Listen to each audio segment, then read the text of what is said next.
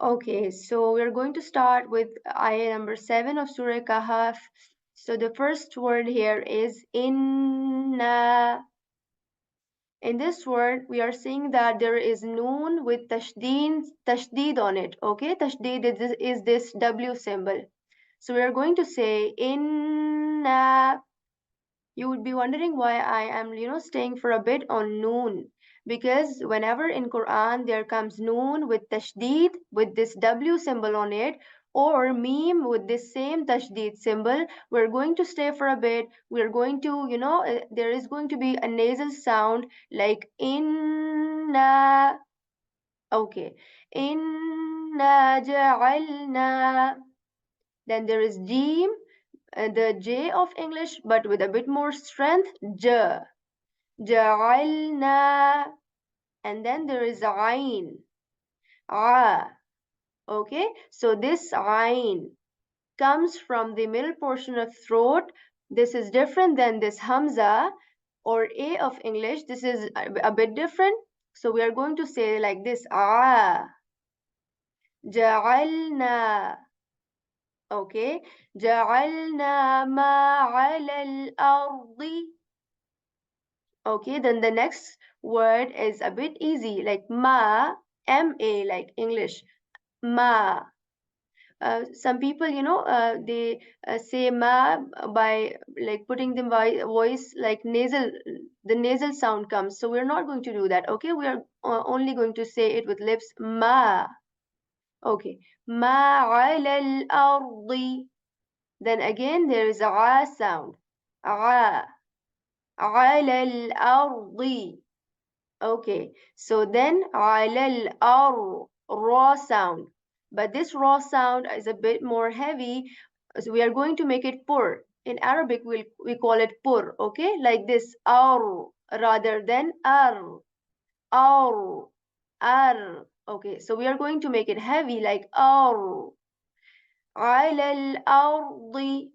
We are doing this with raw because there are rules of raw where we are going to make it heavy, where we are going to say it lighter. Okay, so here because there is raw sakin on it, and before that comes fatha, which is this symbol. Okay, so we're going to make it pur, like ardi,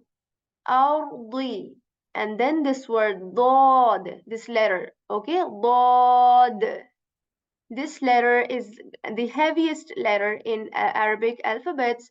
When it comes to making it heavy, we are going to raise the back part of our tongue to make it heavy. But we're talking about the articulation point of law is that we are going to raise the like the sides of the back part, okay? Not the back part, but rather the sides of the back part of our tongue when they are going to touch the adjacent upper molars or wisdom tooth, okay, teeth, we are going to say law. You can check, okay, law, law. We're not going to make our lips round, okay. Ardi, ardi. We are going to say this word with a bit more strength, and that is how this law is going to be a bit different than the sound in English, th sound of English, okay. The th sound is like the, and but the, okay. Ardi, okay. Ardi zinatan laha. Then there is the sound where there is going to be vibration in it, a bit with strength, like the zinatan laha.